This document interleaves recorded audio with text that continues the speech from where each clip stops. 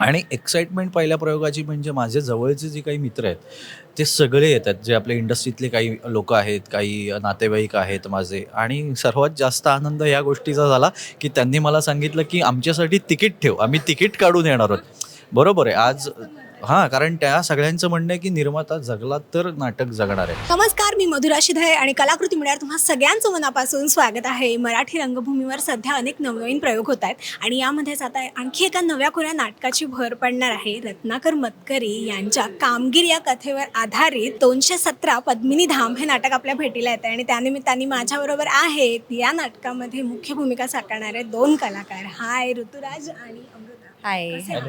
मस्त. तू मजेत. कशी आहेस? मस्त. सगळ्यात आधी कॉंग्रॅच्युलेशन्स आणि तुला 2 कारणांसाठी कॉंग्रॅच्युलेशन्स. एक तर ह्या नाटकासाठी आणि दुसरं म्हणजे नवीन घर घेतलेस त्यासाठी. थँक्यू. बरं, नाटकाची तालीम आता एक जोरात चालू झालेली आहे. साधारणतः काय एक शेड्यूल झालं आहे? कितीला उठताय आणि किती साधारण तारांबळ उडते? ॲक्च्युली हा व्यवस्थित सांगेल, कारण इथे जर 9ला पोहोचायचं असेल त्याला बिचाऱ्याला 4 तास आधी उठावं लागतं, कारण तो खूप लवकर निघतो. कल्याणहून इथे त्याला यायचं असतं आणि सो 9 वाजता आमचं सुरुवात होते रिहर्सल्सना आणि ते संध्याकाळपर्यंत, पण वेळ कसा जातो नाही समजत. हो. आत्ता सिच्युएशन अशी आहे ना, की जेवढं नवीन सुचेल तेवढं आम्ही करून बघतोय. त्यामुळे वेळ हा कसा जातो खरं तर कळत नाही. खरं तर कोणाला भुकाही लागत नाहीत. सांगावं लागतं, की जेवण आलेलं आहे, जेवून घ्या, 10-15 मिनिटाचा ब्रेक आहे. कारण इतकं सुचतंय आता, जसं आता 8 दिवसच राहिलेत प्रयोगाला आणि पोटात गोळा आलेला आहे खरं तर. कारण की जेव्हा तुम्ही नाटक बघाल तेव्हा नाटक हे साधारणपणे हे नाटक म्हणजे इतर नॉर्मल नाटकांसारखं नाही आहे. म्हणजे आपण गप्पा, चर्चा असं ते नाटक नाही आहे. तर हे टेक्निकली जरा खूप स्ट्राँग आहे. त्यात इतकी गोष्ट इतकी छान तगडी आहे, की त्या सगळ्यांनाच न्याय द्यायचा आहे. आम्ही जेवढे कलाकार या ह्याच्यामध्ये काम करतोय. त्यामुळे कुठलीही चूक होता कामा नये. त्यामुळे तालमी आत्ता सध्या जोरात चालू आहेत. तुम्ही बघितले असाल, की आम्ही सतत काही ना काहीतरी करून बघतोय. की ते सारखं तेच नको व्हायला म्हणून. सो अशा पद्धतीने आमची जरा रिहर्सल्स चालू आहेत. आता हळूहळू एक सगळेजण येत आहेत. म्हणजे प्रकाश योजनाकार, आपले शीतल तळपदे, संदेश बेंद्रे रोज असतात. त्यामुळे अजूनच पोटात गोळा यायला लागला आहे. सो हे सगळं चालू आहे सध्याचं. आमचं स्केड्यूल तरी हेच आहे. बिझी आहात सध्या. पण ज्यावेळेला पहिला फोन आला, की असं नाटक आपण करतोय, ही कथा आहे, त्यावेळेस एक काय रिॲक्शन होती? कारण का रत्नाकर मतकरींच्या कथा म्हटलं, की एक त्याच्यामध्ये फार काहीतरी भारी असतंच प्रत्येक वेळेला. गूढकथा असतात किंवा एक थरार असतो त्याच्यामध्ये. माझं म्हणशील तर जसं माहिती आहे आता सगळ्यांना, की कमर्शियल नाटक पहिलं आहे आणि मला करायचंच होतं खूप वर्षांपासून नाटक. आणि जेव्हा मला फोन आला, की असं एक नाटक आम्ही करतो आणि आमची इच्छा आहे की पद्मिनी ही भूमिका तू करावीस, तेव्हा मी म्हटलं रत्नाकर मतकरींची कथा जर असेल, त्या कथेवर जर आधारित असेल तर वाय नॉट, म्हणजे कोण नाही म्हणेल. तर मी वाचली कथा आणि आय वॉज लाईक की नाट्यरूपांतर पण इतकं छान होतं, म्हटलं हे करूया. आणि त्यानंतर मला सांगण्यात आलं की काही गाणी असणार आहेत, त्याच्यावरती पण परफॉर्मन्स असणार आहे. सो आत्तापर्यंत जे जे काही मी केलं आहे एकांकिका पण, त्यात असं काहीच केलं नव्हतं. माझ्या कम्फर्ट झोनच्या बाहेर येऊन मी काहीतरी करणार आहे हे मला कळलं होतं. त्यामुळे म्हटलं की हा एक्सपिरियन्स मला घ्यायचा आहे आणि आपण जरा कम्फर्ट झोनमधनं बाहेर येऊन करूया काहीतरी. ऋतुराज, तू काय सांगशील? तू तर छान गायलास पण ह्याच्यात. नाही, मी गायलो नाही आहे कारण मी खूप वाईट गातो. मुळात म्हणजे ही कथेवरती जेव्हा एक स्मॉल स्केलमध्ये काहीतरी झालं होतं, ते मी बघितलं होतं. त्या प्रोसेसमध्ये मी होतो आणि ते प्रसाद दाणी यांनी लिहिलं होतं. ती एकांकिका लिहिली होती त्यांनी आणि तीच एवढी अवाढव्य एकांकिका होती, की असं झालं होतं, बापरे! आणि त्यानंतर संकेतनी मला सांगितलं, की ह्याचं व्यावसायिक रूपांतर करायचं, व्यावसायिक नाटक करायचं आणि ते नचिकेत दांडेकर आणि स्वतः संकेत ह्या दोघांनी मिळून ते केलेलं आहे. आणि ते म्हणजे ते जर 10% असेल तर हे 1000% आहे. इतकं वाढलेलं आहे हे सगळं. त्याच्यामध्ये गाणी आलेली आहेत आणि गाणी नुसतीच अशी गाणी आली तसं नाही, सिच्युएशननुसार गाणी आहेत. सो आपण कॅमेरासमोर गाणी परफॉर्म करणं किंवा त्याच्यात कट्स असतात. इथे गाणी म्हणजे ते स्टेप चुकली की सगळंच पुढचं सगळं चुकणार आहे. त्यामुळे ते एक वेगळं टेन्शन आहे. शिवाय हे म्हणशील तर रत्नाकर मतकरी यांची कथा माझी एक स्वतःची इच्छा होती की रत्नाकर मतकरींच्या लेखणीवरती आपण काहीतरी परफॉर्म करावं. ते कधी होईल मला माहिती नव्हतं, पण या निमित्ताने योगायोग जुळला आणि मी आज त्यांच्या कथेवर आधारित जे नाटक येतं आहे त्याच्यामध्ये मी मुख्य भूमिका करतो, याचा मला जरा जास्त आनंद आहे. त्यामुळे मी जरा एक्साइटेड आहे. मी जरा खूप असं पोटात गोळा पण आलेला आहे. तर बघूया, लेट्स सी काय होतं. पण नाटक म्हटलं किंवा नाट्यगृह म्हटलं की आपल्या खूप आठवणी असतात. नाट्यगृह म्हटल्यावर एक कलाकार म्हणून तुमच्या काय काय आठवणी आहेत? किंवा त्या एखाद्या नाट्यगृहामधली ती पाटी असेल, तिसरी घंटा असेल किंवा तिथल्या त्या जुन्या लाद्या असतील, तुमच्या काय आहेत आठवणी? मला नाटक म्हटलं की एकांकिका स्पर्धा आठवते. कारण आणि आता हा एक्सपिरियन्स असेल माझ्यासाठी. पण जर आत्ता म्हणशील तर मला कॉलेजमधल्या रिहर्सल्स आठवतात. आणि तो तेव्हा पाया आमचा बसवला गेला होता ना, आम्हाला तेव्हा उभं कसं राहायचं रंगमंचावर तिथून शिकवत होते आमचे डिरेक्टर्स. सो ते सगळं आठवतं. आणि तेव्हा जे व्हायचं पोटात गुडगुड व्हायची की आता आपलं कसं होणार आहे परफॉर्मन्स आणि परीक्षकांना आवडेल की नाही, आपल्या नंबरात येईल की नाही, ते सगळं आठवतं. आणि तसंच काहीसं म्हणजे आता परीक्षक वगैरे नसतील आमचे, मायबाप प्रेक्षकच परीक्षक आहेत. पण तरीसुद्धा त्यांना आवडेल का, त्यांना छान वाटेल का, ते कौतुक करायला येतील का, ह्यासाठीचं ते धडधड धडधड असतं ना, ते सुरू झालं ऑलरेडी. माझ्या आठवणी म्हणजे मी तुला सांगेन तर एखादा क्रिकेटर जेव्हा त्याला क्रिकेट खेळायचं असतं किंवा त्याला एका स्टेजला पोचायचं असतो, तर तो दिवसभर कसा ग्राउंडमध्येच प्रॅक्टिस करत असतो. तसं मी राहतो कल्याणला. तसं मी आजही दिवसभर म्हणजे लहानपणापासून म्हणजे इयत्ता 6वी पासून आजही जेव्हा जेव्हा वेळ मिळेल तेव्हा तेव्हा मी अत्रेमध्येच पडलेला असतो.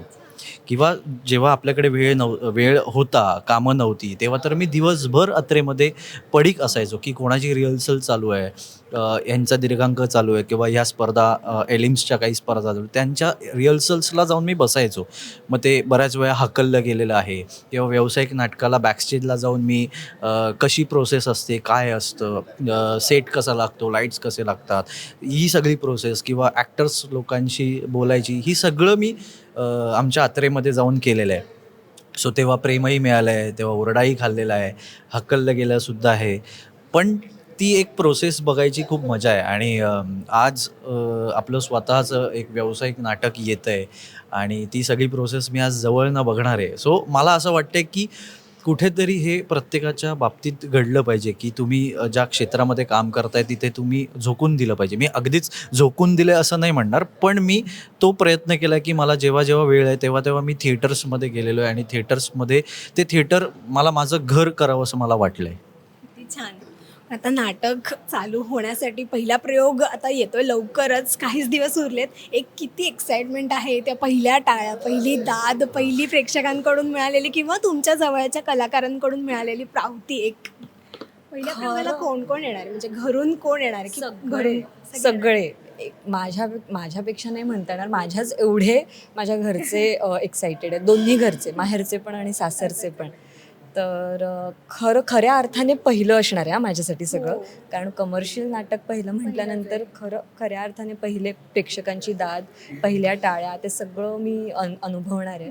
त्याची एक्साइटमेंट आहेच. आता बोलताना पण मला असं सांगता नाही येते तुला, पण खरंच खूप खूप एक्साइटमेंट आहे. आणि मला असं वाटतं की हे खरंच खूप वेगळ्या धाटणीचं नाटक आहे आणि प्रेक्षकांना ते आवडेल ह्याची खात्री आहे आम्हाला. आणि खूप मेहनत आणि प्रयत्न केले आम्ही. आमची बॅकस्टेजची जी टीम आहे, टेक्निकल टीम आहे, ती मुलंसुद्धा खूप मेहनत घेत आहेत आणि आमचे प्रामाणिक प्रयत्न प्रेक्षकांकडे पर्यंत पोहोचतील. खरं तर प्रयोग सुरळीत व्हावा यासाठी मी आता माझं सगळं चालू आहे. माझं बाकी आता कुठेच लक्ष नाही आहे की कुठे टाळ्या येतील किंवा कुठे लाफ्टर्स तर नाहीच आहेत आमच्या नाटकामध्ये. हसलात तर तुम्हाला शिक्षा आहे असं. तर म्हणजे एकंदरीत अशी जी तयारी चालू आहे की कारण की मी जेव्हा स्टेजवरती येतो कर्टन ओपन झाल्यानंतर की मी डायरेक्ट पडदा पडेच तोपर्यंत आहे. त्यामुळे ती प्रोसेस किंवा त्या विचार करायला मला वेळच नाही आहे तेवढं, कारण मी तेवढा आतमध्ये शिरत जातो त्या ह्याच्यात. त्यामुळे ते कुठे टाळ्या येतील किंवा कुठे काय येतील हे मला त्याच्याशी काहीच घेणं देणं नाही. मला प्रयोग फक्त सणसणीत झाला पाहिजे. आणि एक्साइटमेंट पहिल्या प्रयोगाची म्हणजे माझे जवळचे जे काही मित्र आहेत ते सगळे येतात, जे आपल्या इंडस्ट्रीतले काही लोक आहेत, काही नातेवाईक आहेत माझे. आणि सर्वात जास्त आनंद या गोष्टीचा झाला की त्यांनी मला सांगितलं की आमच्यासाठी तिकीट ठेव, आम्ही तिकीट काढून येणार आहोत. बरोबर आहे आज. हां, कारण त्या सगळ्यांचं म्हणणं आहे की निर्माता जगला तर नाटक जगणार आहे. त्यामुळे पासेस वगैरे हे सगळ्या गोष्टी ते म्हणाले, नाही आम्ही तिकीट काढणार आणि तिकीट काढून आम्ही तुझं नाटक बघायला येणार.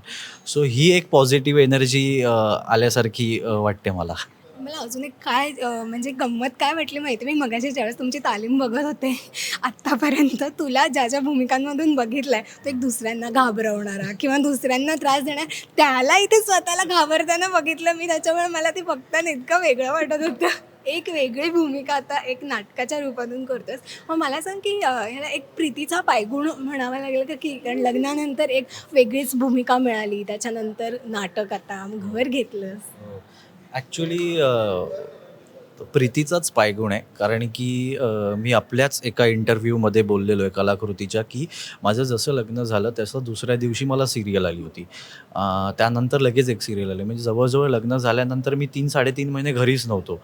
आणि ते जशी सिरियल ती संपली तसं माझ्या या नाटकाची प्रोसेस सुरू झाली, वर्कशॉप सुरू झाले. सो तिचा पायगुण तर आहेच. म्हणजे ती मला घरी बसू देत नाही आहे.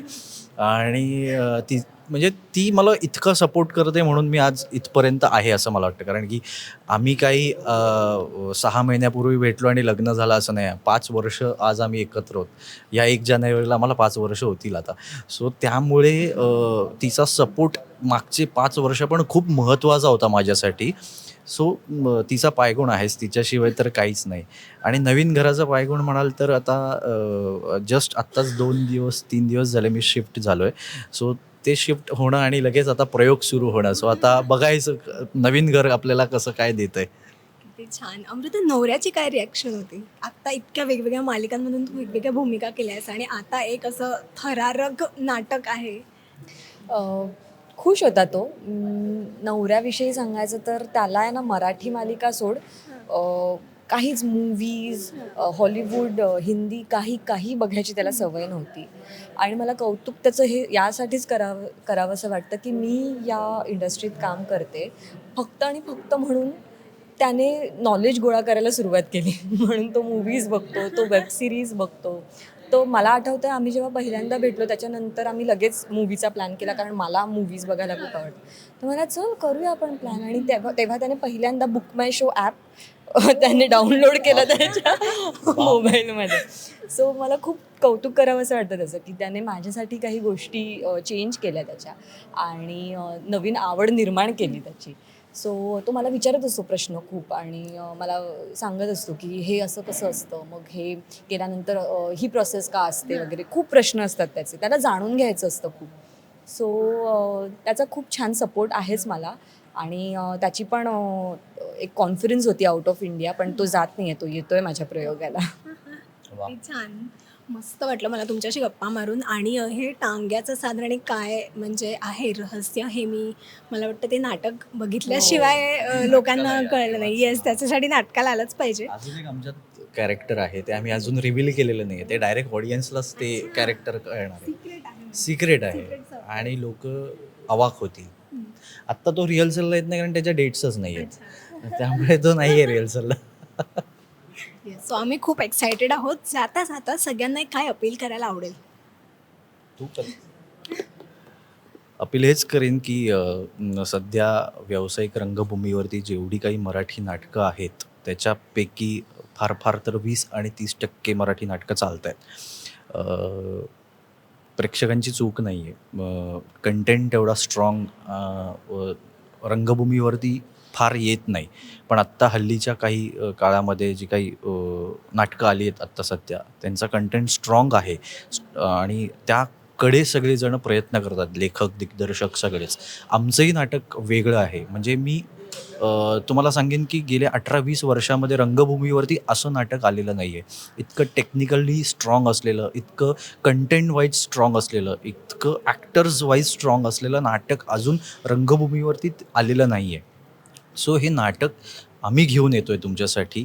फक्त आम्हाला एवढीच अपेक्षा आहे, तुमचं आम्हाला प्रेम हवं आहे आणि तुमच्या शुभेच्छा हव्यात आणि त्या शुभेच्छा हाऊसफुलच्या हव्यात. तिकीट विंडोवरती या, तिकीट्स काढा आणि आम्हाला हाऊसफुल शुभेच्छा द्या. काही लोकांना नाटक खूप आवडेल, काही लोकांना नाटक ॲव्हरेज होईल, काही लोकांना नाटक नाही आवडणार. पण ज्या ज्या प्रतिक्रिया आहेत त्या त्या प्रतिक्रिया मागे येऊन आम्हाला सांगा. म्हणजे आम्हाला कळेल की आम्ही केलेला प्रयत्न हा तुमच्यापर्यंत पोचतो आहे की नाही. त्यामुळे एकच छोटीशी अपेक्षा आहे, शुभेच्छा द्या, पण त्या हाऊसफुल शुभेच्छा द्या. Thank you so much. आणि जाता जाता जरा 1-2 गोळी होऊन जाऊ देत. जे मगाशी खात होतास. एवढी प्रॅक्टिस केलीस तर एक होऊन जाऊ दे. मुळात म्हणजे मी खूप बेसूर गात होतो आणि त्यात म्हणजे आता ही मला ठीक आहे. होश वालों को खबर क्या, बेखुदी क्या चीज है, होश वालों को खबर क्या, अतिशय दळभद्री आवाज. नाही प्रॅक्टिस करतोस ना तू. प्रॅक्टिस करतोय, वाईट गाण्याचं प्रॅक्टिस करतोय मी. थँक्यू सो मच आणि wish you all the best. Rasika हो, कलाकृती मीडिया म्हणजे मनोरंजनाची लयलूट. मनोरंजन क्षेत्रातील किस्से व घडामोडींचा आस्वाद घेण्यासाठी कलाकृती मीडिया या यूट्यूब चॅनलला सबस्क्राईब करा आणि व्हिडिओ लाईक करा.